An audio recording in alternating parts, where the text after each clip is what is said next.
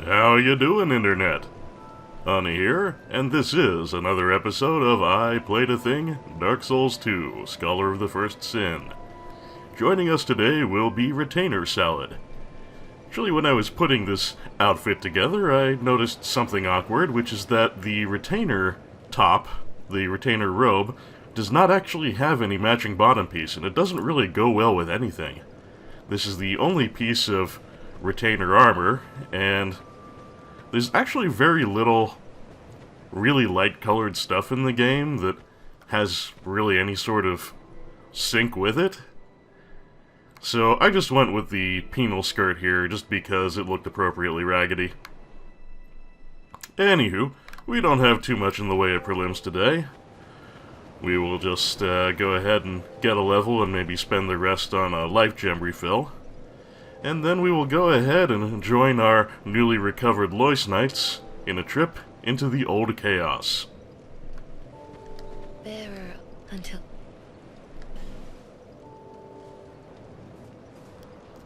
So, what's it gonna be today? Will adaptability get me any more agility? As a matter of fact, it will.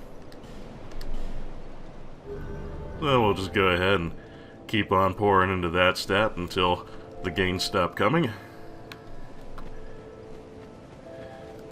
And the leftovers, yeah, I think I ran through... Oh yeah, I'm under 20 life gems now, so we'll go ahead and dump a few back into our inventory here. I knew you'd be back. Of course, Majula, how could I stay away from you? Not Majula, Malentia. Majula is where we are. Yeah, we can get a decent refill out of the souls we have on hand. That should do nicely. Thank you kindly. Anytime, M-Dog, anytime.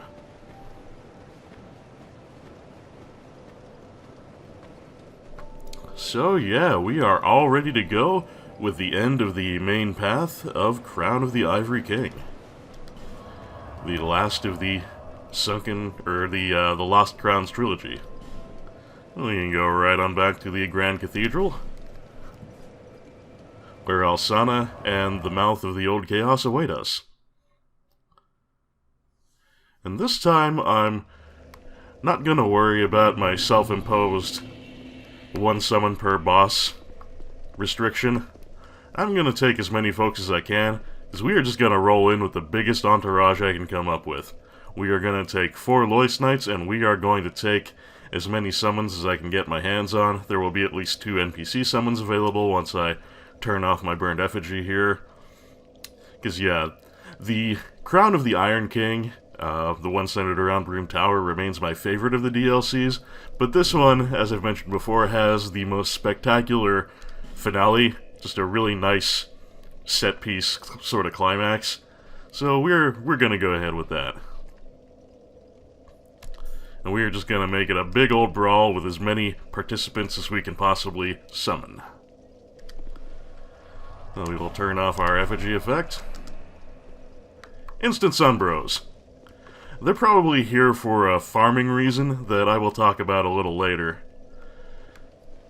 Being summoned here for a bit of item grinding can be helpful. But first, let's pick up our NPCs.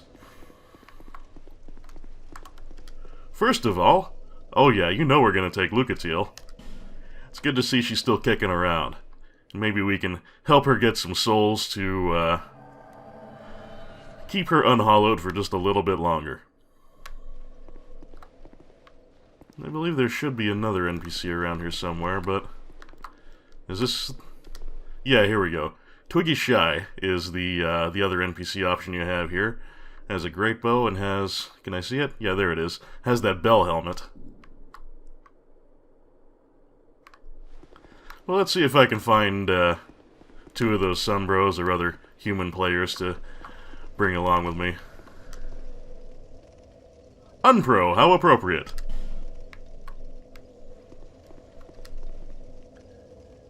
And Grizz. Let's see if we can get them along. We will have 7 friends. 7 total friends.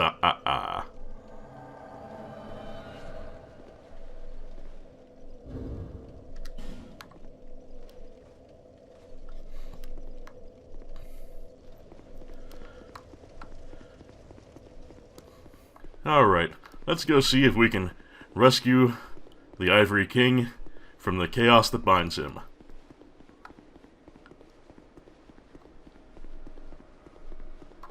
You just head on down to the Hellmouth, and as soon as we walk through that fog gate, in we go. And you can see we've got our full complement of Loist Knights. Yeah, we are all set. Let's do this thing.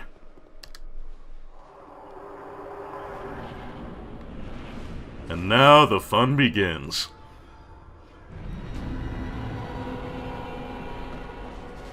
Oh, look at that shit.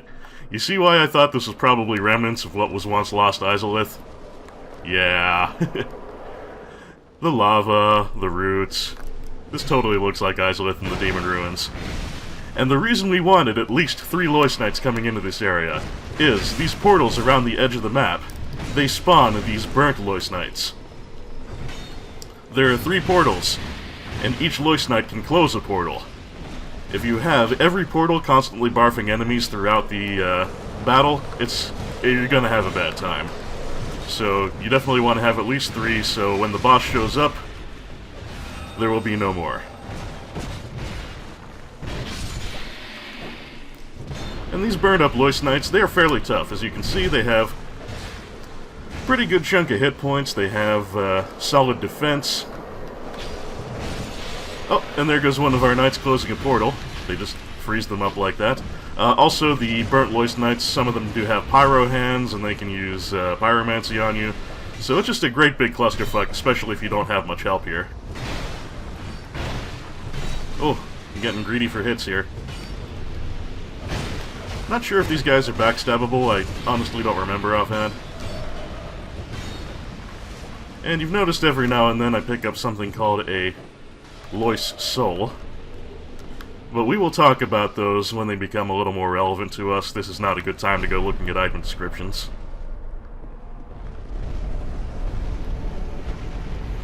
Oh shit, it's the Towers of the Teeth. That means our boss friend is on the way. We'll see him in a moment. Hopefully we'll get another portal frozen soon. Grizz is getting right up in his face. So there is the Burnt Ivory King. Somehow I don't think we're bringing him back alive, but at the very least we can lay his soul to rest.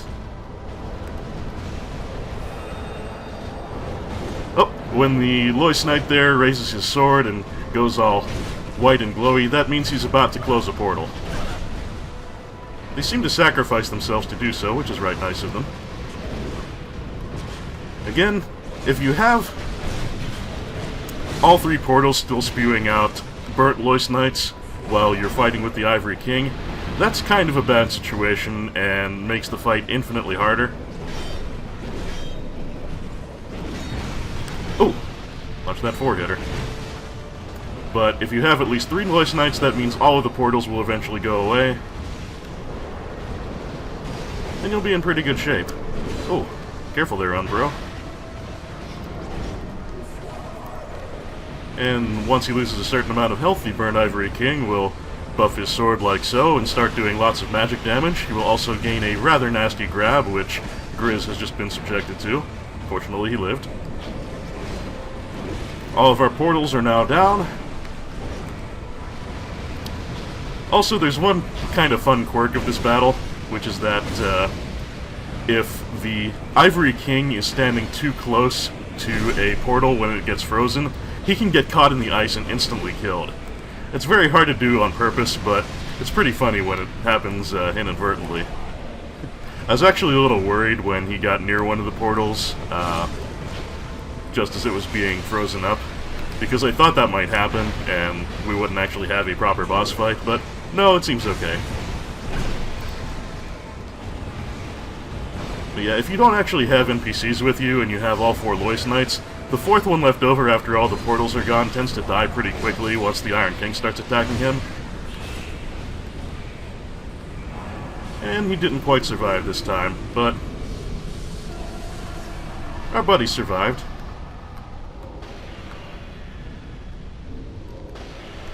Thank you very much, friends.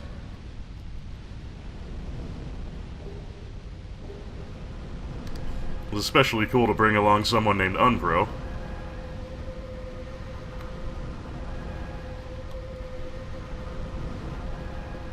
I love when this rises up. It's just a cool effect, and that big flaming portal in the middle of it, and well, right now it just looks like the Eye of Sauron should be in there. Actually, one of the funniest messages I think I've ever seen was once I came up to the end here. Oh, let's see if this is it. No, just don't give up. Good message, but I've come here and found a message saying just destroy ring. Which, yeah, in addition to the Black Tower here, it does kind of look like the Cracks of Doom. Anyway, never mind all that. We've got a crown to collect.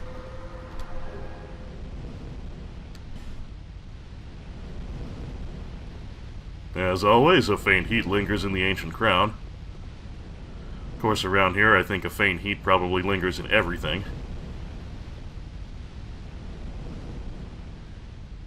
So, yeah, this battle is just one big spectacular clusterfuck, and I love it. And honestly, bringing 7 assistants might make it a little too easy, but it's just so much fun. I can't resist a big fight with a 7 on however the fuck many fight. Just a wonderful set piece. Some fairly involving music. Just a good time all around. And I think a very satisfactory way for the Lost Crowns trilogy to come to a conclusion. So, before we leave here, we're nice and safe where we are, so let's go ahead and take a look at that new stuff we acquired. First we've got, of course, the Soul of the Ivory King. Soul of the Ivory King of Aleum Lois. The proud Ivory King was ever merciful, and devoted himself to the protection of his great land until he was devoured by the flames of chaos. So, pretty cool guy. We couldn't bring him back alive, which is not terribly surprising considering how long he's probably spent down here, but, well, at least we were able to free him from his torment. And Lois Souls. Soul of the Knights of Lois. The Knights of Lois were taken by chaos and lost all sense of purpose and being. The few woeful souls that trudged back home were guided by some faint vestige of self. This soul is pure sorrow, and only Alsana can put it to rest. So yeah, some of the burnt Lois Knights that we killed, they dropped these things, and they are sort of semi-important for some optional content, which I am not going to do, for reasons I'll get to in a moment, but I'll edit in what you get for that, just so you can see the item descriptions. And finally, our last crown. Crown of the Ivory King who once ruled this land. Far to the north, a king built a great cathedral to appease the raging flame, but when he sensed the degradation of his soul, he left without a word, leaving everything to Alsana, who had, unbeknownst, found a place at his side. But these were events of long ago, and today, no one even remembers the king's name. Well, I'll bet Alsana actually remembers it, but she's not telling. Anyway, this little column of light here will take us back up to the cathedral.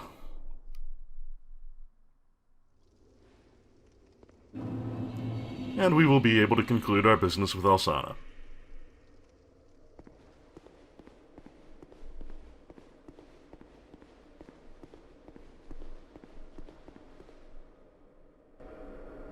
You've granted my one wish. Now, I have no regrets. I was born amidst the dark. Long ago, in the depths of the abyss, my father perished. The dark shattered into tiny pieces, one of which was me. How frightened I was. A frail thing, born from but a splinter of dark. I felt that I might simply disappear. I am the incarnation of my father's fears. I saw that the king of this land was strong. I sought him only to sustain myself, to smother my fears. Now, I realize that he may have known all along. I was born of fear, and my Lord provided comfort. And so, here I remain, heiress to my Lord's wishes, watching over chaos. Until the end of time.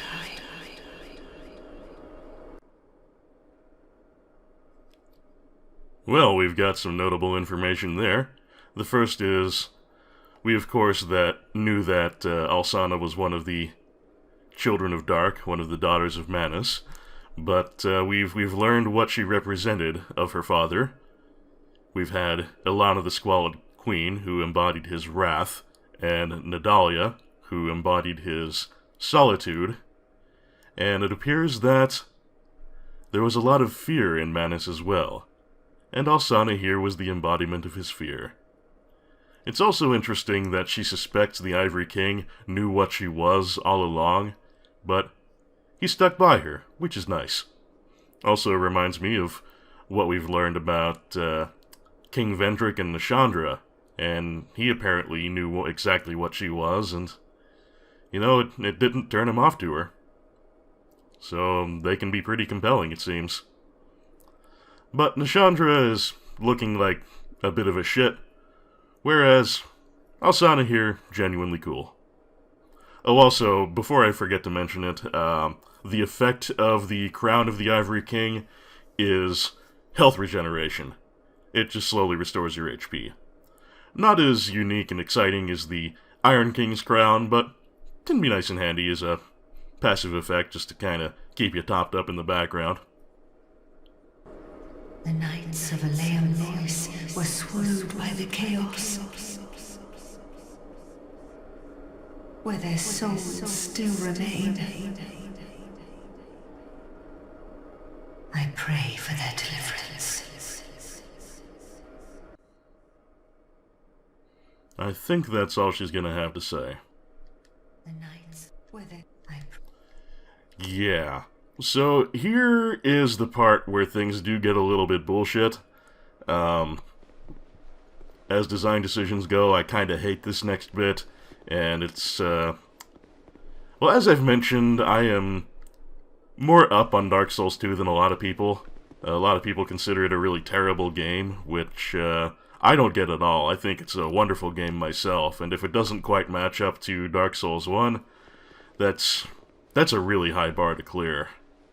And even if you don't clear that bar, you can really achieve great heights, which I think is what Dark Souls 2 does. That said, there are a few what the fucks in it, and I think this is one of them.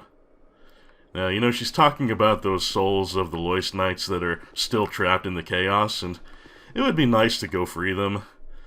Well, that's what those Lois souls we've been collecting are. We have 4 of them, which is actually pretty extraordinary for a single run. The drop rate of them is not high, and I don't think I've ever gotten 4 of them just during a single battle with the king. Now, once we have... Whoop, my controller's doing that thing again. Well, I'll worry about it in a bit. We'll just talk about what's going on here. Once you have defeated the king, your 4 Lois Knight companions are gone for good, and the king is gone for good. Unless, of course, you burn a bonfire ascetic, but you can go back into the chaos anytime you want. And the portals will be reopened, and you can go fight more burnt Lois Knights. But once the king is gone, the knights respawn through the portals at a slower rate than before, and the drop rate for Lois souls remains not very good. So grinding them is a real pain in the ass. And a lot of people do co-op for that, because Lois souls actually drop at a somewhat higher rate, and you can actually pick them up when you're a co-op phantom. Anywho, as you collect Lois souls, at certain thresholds, Alsana will destroy some of the ice blocking the stairs up to where she is. And each time she destroys a chunk of ice of her barrier, she'll give you a piece of Lois armor. So that's how you can collect the armor of the Lois Knights. And eventually, if you collect 50 Lois souls and bring them to her, all of the ice blocking the stairs will be gone. You can go up there and talk to her directly, and she will give you her soul. The thing is, collecting 50 Lois souls can take just hours of grinding. It's really awful. Again, just getting 4 of them so far is a much better drop rate than I'm used to seeing. So yeah, we're not gonna do that. The downside is there's some interesting info on her soul, and she does give you additional dialogue every time you get her to remove some of the ice. So what I'm gonna do is cut out here for a bit and just edit in some item descriptions and the dialogue that you get from talking to her with enough Lois souls and getting her to remove the ice barricades. Also, I should mention, as a commenter pointed out, it is possible to shoot her from here. It doesn't look like you should be able to make that hit, but it is possible. You can shoot Alsana and get her soul that way. But that is kind of a monstrous thing to do, and also if she's the one staying here to keep the chaos contained until the end of time, I can't imagine that working out well for the world in the long term if you actually killed her off. There's no consequence for it in-game, but leaving the chaos unrestrained, I don't think we want to do that. I sense a night's joyous elation. Kind visitor, please accept my gratitude. My dear Lord has departed. I am left only to fend off the chaos and pray with all my heart for my dear Lord and his loyal knights.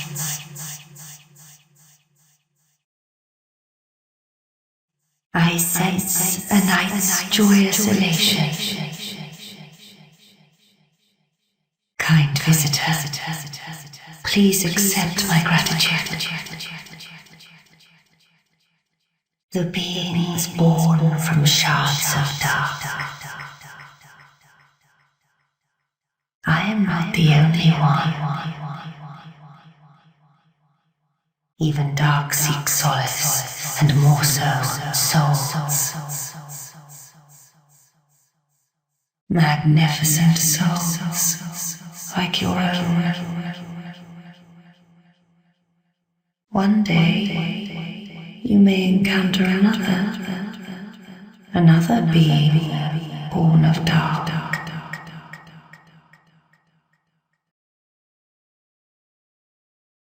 I sense a night's joyous elation. Kind visitor, please accept my gratitude. My father, once human, succumbed to dark,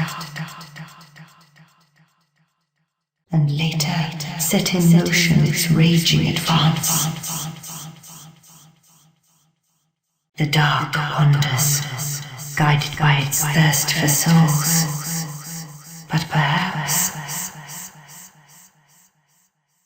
man is no different.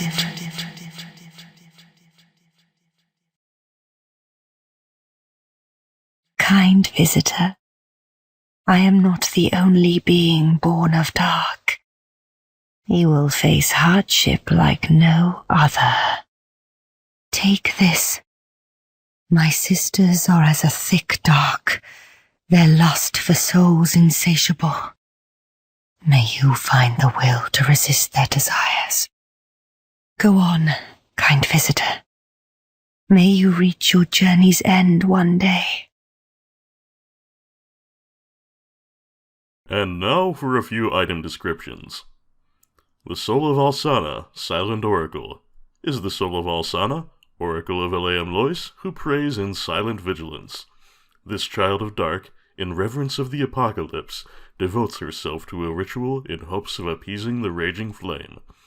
The wondrous soul of this augur of fear can be used to acquire numerous souls or to create something of great worth.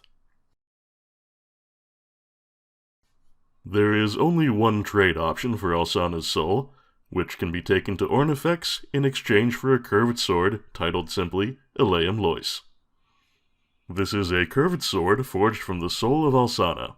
Formed by 2 curious blades, this sword can restore an ally's HP with a hit from its strong attack. The enigmatic Alsana quietly found a place at the Ivory King's side, and when his strength was fully drained, he conferred this sword, inscribed with the name of the land, to her. This is a very small weapon, but its interesting quality is, yes, with its strong attack, you can literally stab health into people. Finally, if you obtain Alsana's soul by collecting 50 Lois souls, shooting her does not count, the armor of the Ivory King will be made available at Malin's shop in Majula. This is Armory of the Ivory King of Eleim Lois. The land of Eleim Lois was a vast rampart built to contain the ancient chaos. The Ivory King placed his throne upon the very mouth of chaos and served as the first line of defense. Alright, so we have completed the main content for all 3 of the DLC now, and as usual, having collected a crown, we will have new dialogue with Vendrick, and also we have to go to Vendrick to get the big reward for completing all parts of the DLC. However, we do have a co-op dungeon. So before we do any further dealings with kings and things to take by storm, we will go ahead and head to the bonfire of the co-op dungeon. And I don't really fancy my chances of getting through this one. It's got a neat concept, but it can be a little bullshit too, and it is quite hard. So, I'll just show you what it's like. And if we don't make it through, I'm just not going to worry about it. So, the bonfire for the... let me make sure my controller's okay now. We'll just run a lap of the cathedral entryway here, and if that's fine, then my controller's fine. Okay, looks like it was just a hiccup. Right. So, that bonfire is the expulsion chamber. The co-op dungeon where we're going is actually going to be where they send exiles from the kingdom. So, apparently, if you really pissed off the Ivory King back in the day, they would truck you in here to the expulsion chamber. They would shove you in a coffin and shove you off the cliff to your fate. But we're gonna do it on purpose because we're dumb. Also definitely want to put one of these on. Because we got souls. We got hella souls.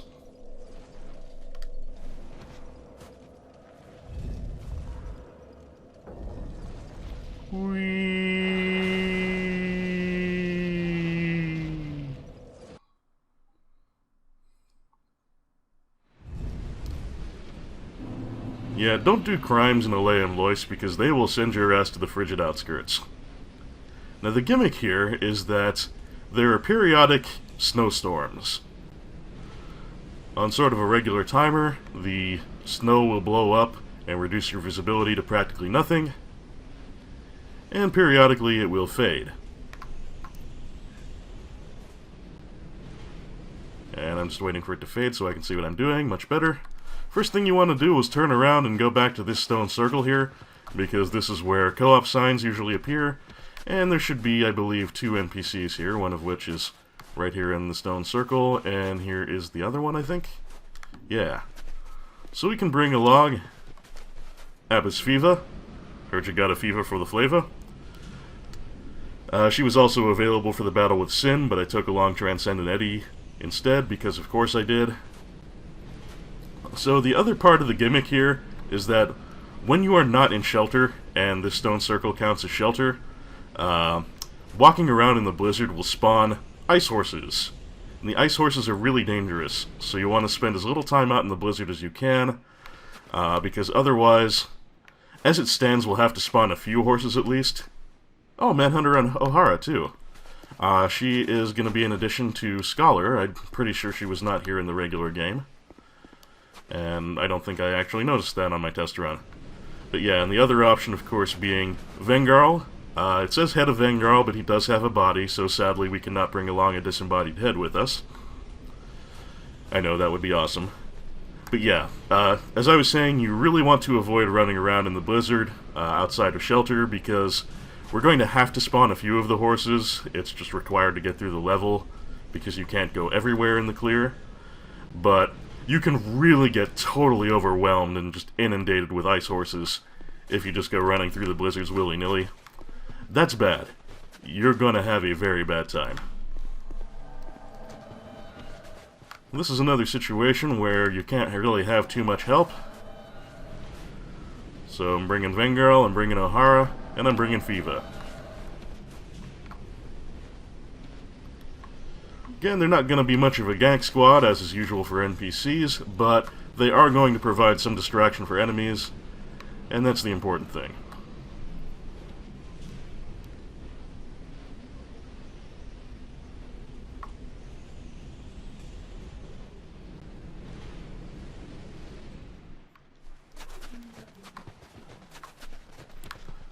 So what you're always looking to do is always run to the next building. And I can even see the damn thing from here. Where's the next building? Where is it? Oh shit, I've forgotten where the first waypoint is. That's not gonna help anybody.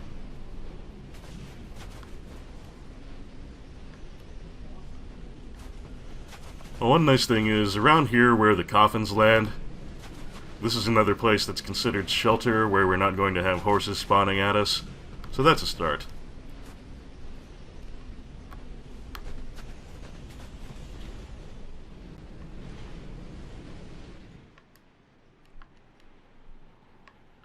The fuck is the first building? Maybe I can see it from the circle here?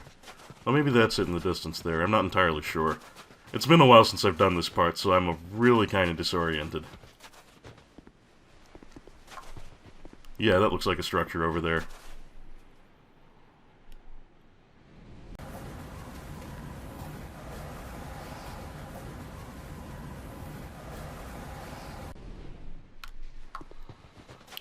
Alright, I do beg your pardon, folks, for the fast forwards of me just waiting for the air to clear, but like I said, running around during the blizzards is something you really just have to avoid, because otherwise you're just going to get gangbanged to death by ice horses, and it's just not going to go well for you.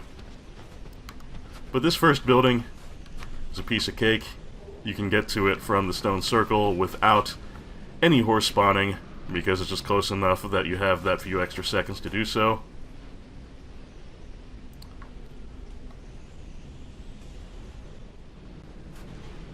Come on, give me some clearance here.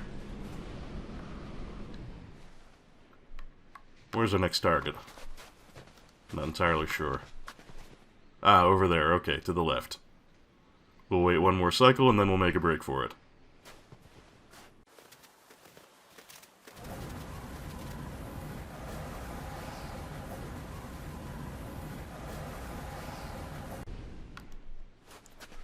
So you're probably seeing why I have a little bit of a love-hate relationship with this particular co-op dungeon.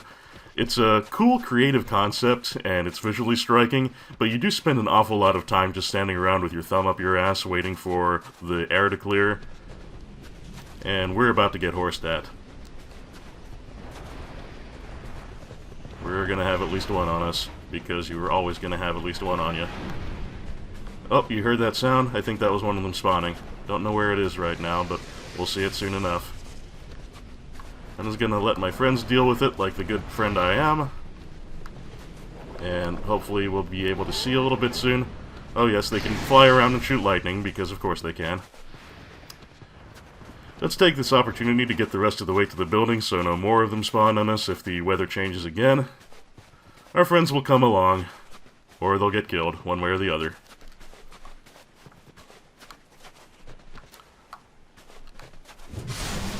These structures can have hollow prisoners just kind of hanging out in them. They're no more of a threat than usual. Our friend should be coming along trying to rejoin us and bringing the horse with them. Oh, hi there.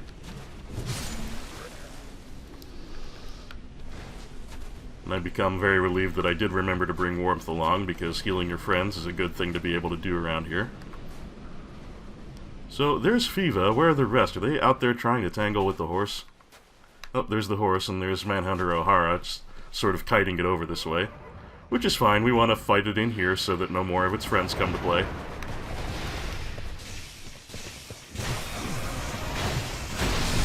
Oh! Shockwave. No good. I had forgotten how AoE that hoof stomp can be. Okay, horse down.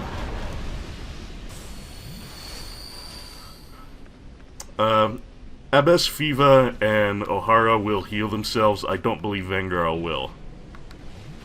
Just for your reference. Now, somewhere over here... Ah, yeah, here we are.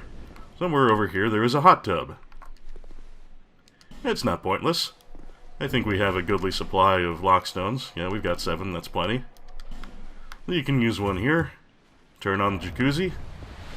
And if you can herd your friends in, the water here does restore health for both you and your allies. So, get in the tub, guys. Vanguard, you especially, because you're not going to heal yourself. Come on. Over here.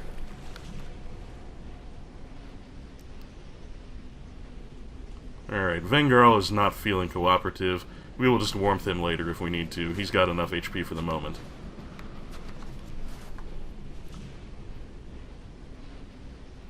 So now I just need to see where my next target is, and I think that's gonna be... Is that where we came from? God, I'm not even sure. Let me see. Oh no, we came from this direction, so yeah, it's gonna be that one off to the left. So next cycle, I will make a break for it.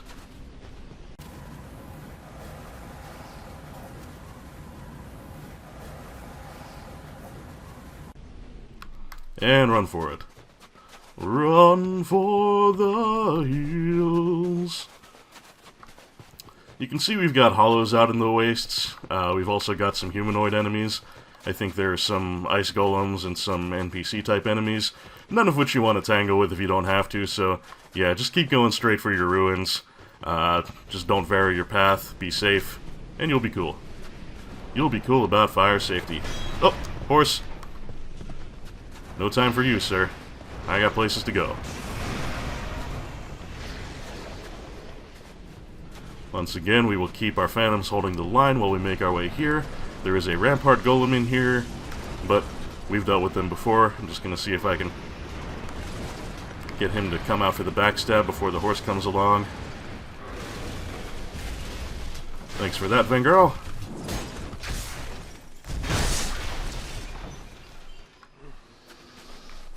Oh, hollow too. And apparently a treasure up here, so I will go ahead and loot that while we wait for our equine compatriot to arrive. Get rid of some of these barrels in the way.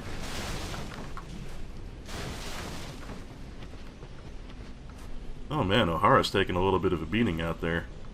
Come on, bring the horse in here.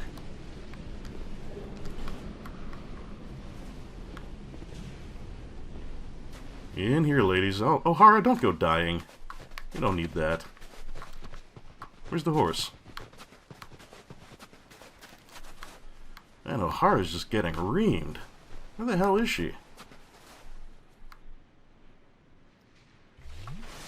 The fuck is O'Hara? She's fighting all the way out there? Oh, fuck it. O'Hara, you brought this on yourself. I'm not going back in there, or back out there rather, just to try and kite that horse all this way. That's ridiculous.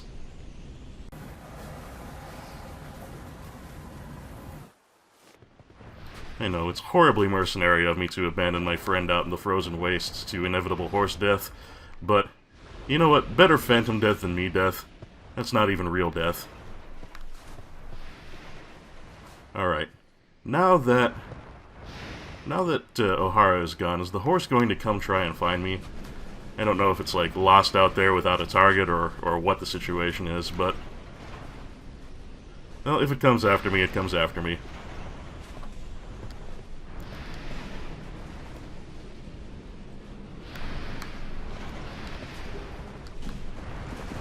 Oh, there it is. Oh, mule kick. Horse kick, technically, but, you know. Oh, and one of the people found his way in.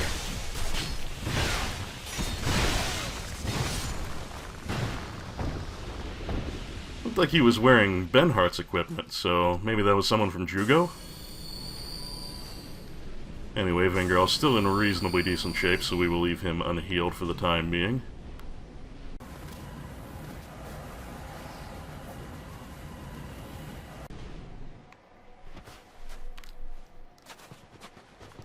Alright, I'm pretty sure our next target is down here to the ravine. Please be correct. Because otherwise I'm going to be stuck out in horse hell.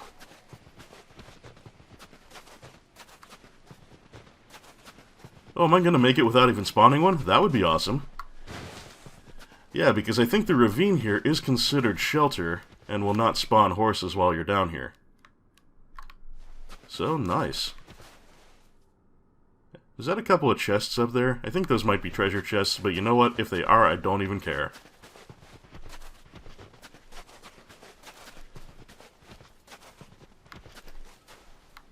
Did we finish the weather cycle?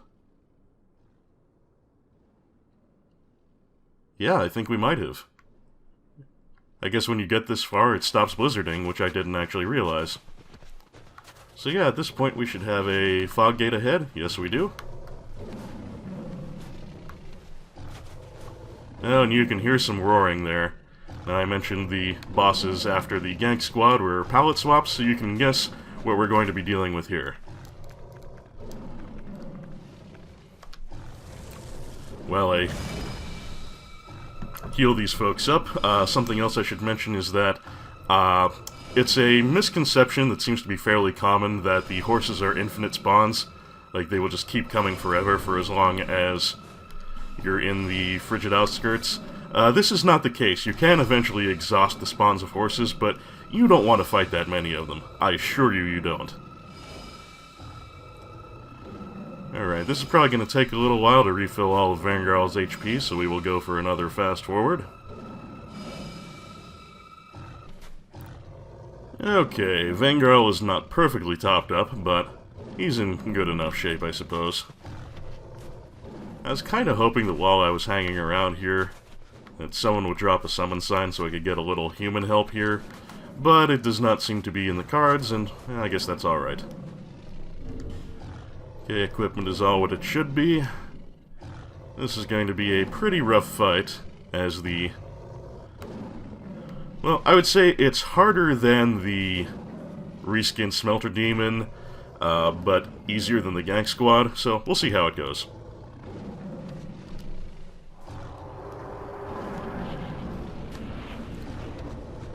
So, stage 1 of this fight is against a reskin of Ava, Lud, the King's Pet. It's not going to end here, though. There's more to it than just Lud, but we will see that when the time comes. A little hint, you will probably remember that the King has quite a few pets, as an item description told us. The description of Ava's soul, in fact. The King's got quite a few pets, so you can probably guess where this is going. Oh, yeah, that's the Ice Pillar attack that we never actually saw during the fight with Ava. Oh, there we go. Zalin, the King's other pet. You can see why it's very helpful to have Phantoms here. You do not want both of these on you at one time. That'll make it very difficult to heal, among other issues. Actually, I'm not doing this intelligently. You want to focus on one Smiley Dawn at a time, because you do not want two of them around any longer than you have to. Good idea to take one of them out so you can then focus on the other one exclusively. Behaviorally, they're both just like Ava. Nothing new under the sun. That will change a little bit when one of them dies, but for now, yeah, they're just a pair of Avas.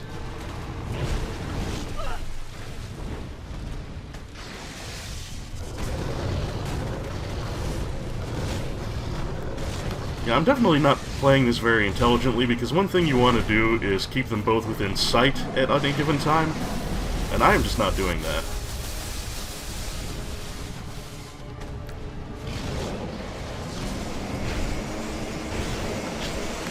Okay, Lud is in worse shape, and Lud's the one over there. That's another thing that can be a little tricky here, is there's no good way to visually distinguish them.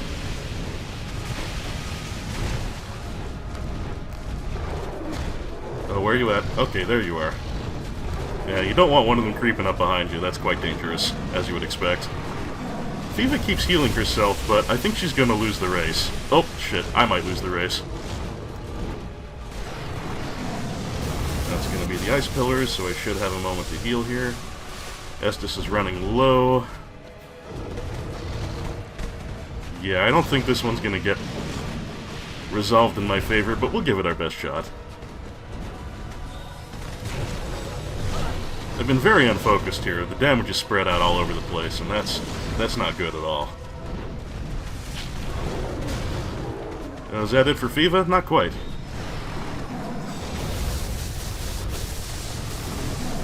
Oh, Fiva, you should have healed yourself. What were you doing there? Who is this? Is this... No, this is Alan. Okay, well then, girl, you gotta hang in there, buddy. You're my last backup here. Ah, shit. Hit by the magic. Hell no, you don't. Oh, God.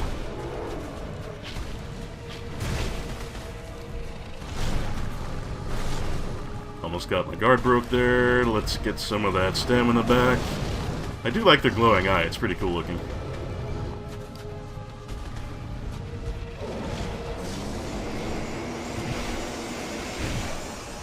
Okay, Zalin is in pretty rough shape. Let's see if we can finish this. Get on this way, Katie. If you're just gonna focus on me, we'll let Vengarl take care of the other. Oh, shit.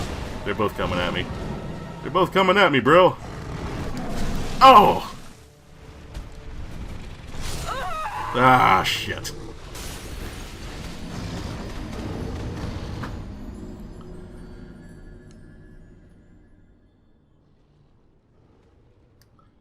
Alright, we put up a decent fight on that one. Not too awful. Didn't pull it out, but we made a decent showing. I really can't complain too much for a co-op dungeon with no actual player co-op assistance. So if you are able to defeat Lud at Zalin, you get souls for each of them. I believe their boss souls say that their duty, whereas Ava's duty was to guard Alsana, Lud and Zalin's duties were to protect, or not to protect, to mercy kill the exiles. So I have to wonder why Elaeum Lois and the Ivory King would exile criminals to the frigid outskirts if they just had the tigers there to mercy kill them, instead of just feeding them to the tigers to begin with. But maybe it was a test sort of thing, like if you can survive the frigid outskirts and not get murdered by the Smilodons, then you would be free to go or something like that. I don't know. It's all random speculation. I just think it seems roundabout to condemn people to the frozen wastes just so they could be mercy killed. It's just inefficient. But, again, giant saber-toothed tigers can't be easy to feed, so perhaps it's a cost-cutting measure. And it gives them a little sense of hope that they're not just being directly sacrificed to the tigers. I'm talking shit. Let's continue onward.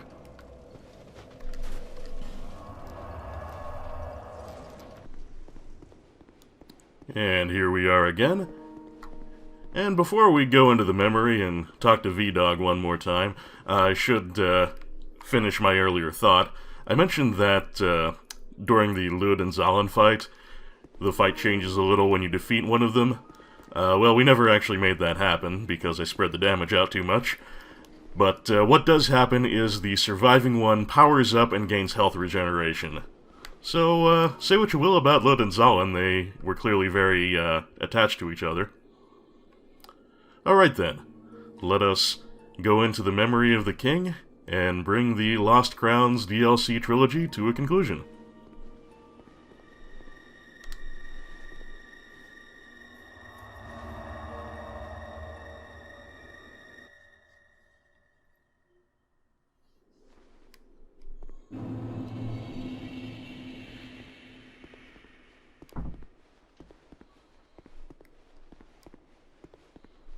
Hey, Your Majesty, I found a thing. One day fire will fade, and dark will become a curse. Men will be free from death, left to wander eternally.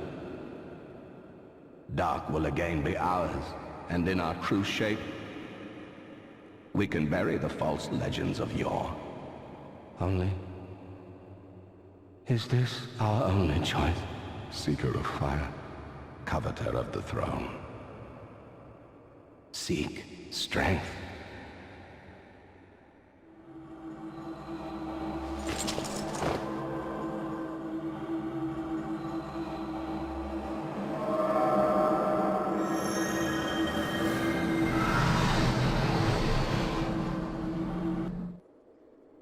The rest will follow.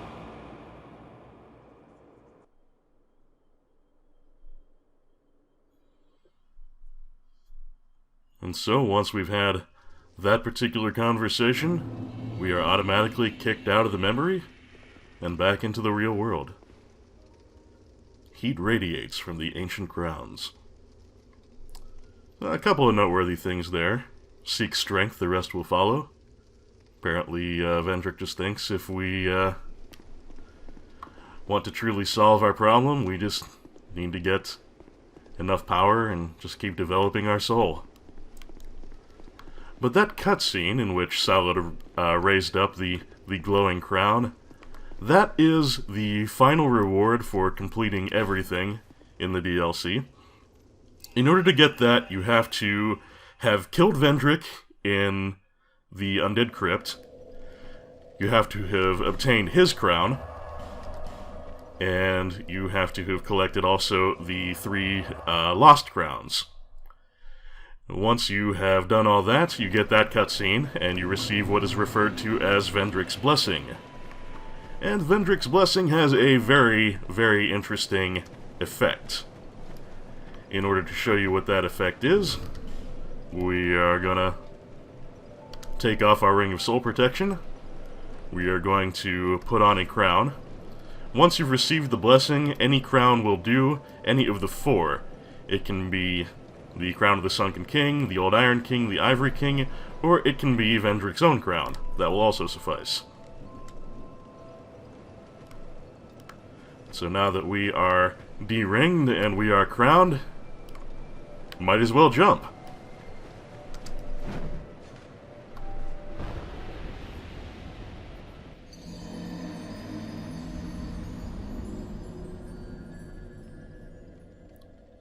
Now, why would I do a silly thing like that, you might ask?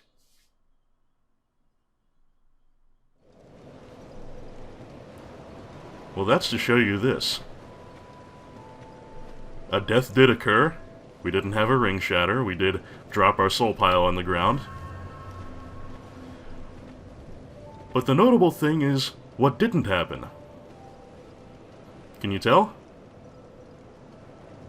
And that's right, eagle-eyed viewers, we did not hollow at all.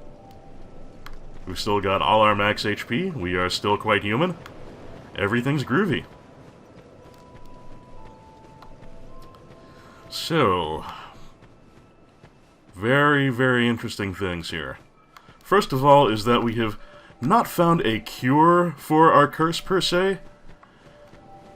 We found a way to treat the symptom. That in itself is a big deal, but it does only work for us. And it only works as long as we have the crowns, and we're wearing one of them, and will their effects last forever? Well, no one knows. Vendrick might know, but, well, if he knows, he's not telling us. So yeah, we have, in a sense, found a way to solve the curse, for suitably loose values of solve. We can keep it from happening to us as long as we keep one of these on our noggin. But again, it's not really a cure. We still have our dark sign, we are still technically undead. And that is also proven by the fact that we can still die over and over again and be revived at bonfires. We just found a way to stave off the hollowing effect. And that's good, but is it good enough? I say no, because not only do we want to cure the curse for ourselves, but we don't want all of our friends to go hollow. All of our good buddies here in Majula, Lucatiel. I don't know about you, but I want to solve this thing once and for all for their sake, too. So yeah, we're still going to continue onward in our journey. We're still going to try and get to the bottom of this whole thing. The other notable thing there is Vendrick saying that eventually fire will fade, man will take its true form, dark will be a curse, etc., but is that our only choice? Well, that's another big question that Dark Souls 2 raises. Is it just fire and dark? Is that all there is? Is it just one fate or another? Well, we won't be finding any answers to that right now, but do keep the question in the back of your mind. In the meantime, I'm gonna put my rang on.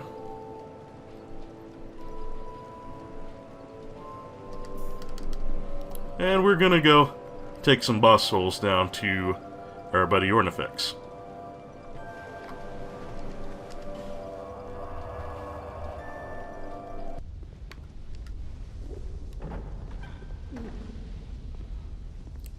Alright, so here we are going to turn in the souls of the Ivory King and of the King's Pet Ava, neither of which has any relevance to Strayed. They're just both traits for Ornifex.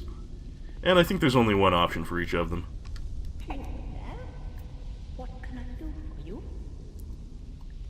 Same thing you always do, Orny. Alright, for the Ivory King's soul, you can get the Ivory King Ultra Greatsword. Wield with both hands to realize its full strength. It is said that the Ivory King was once the highest-ranking knight in his home of Ferosa, famed for its god of war. After taking his crown, they say he was the first to swing his sword in times of need, be it for his homeland or his people. Yeah, cool guy. And he comes from Ferosa. I wonder if Vengarl was ever a subject of his. Might explain why he was in the frigid outskirts. So we'll take that. If I recall correctly, the special quality of the soul of the Ivory King Ultra Greatsword, I'll get it right eventually, the Ivory King Ultra Greatsword is that you can buff it up with magic the way the Ivory King did. And for the soul of Ava the King's Pet, we can break out the Ivory Straightsword. Sword of Fabian, Knight of Aleum Lois. This blade, crafted with ivory ore native to the land, harnesses souls to slash at foes. Sir Fabian led the loyal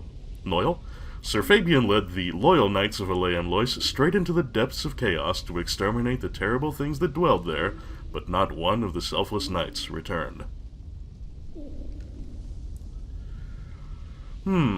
Tremendous dex requirement, no scaling. So in practical terms, it's not a great weapon, but it does do something neat, which when we return to base, I will show you that. I'm back again. Also, if you retrieve the souls of Lud and Zalin, one will make the Lois shield and another the Lois sword, which I don't believe there's really anything that special about.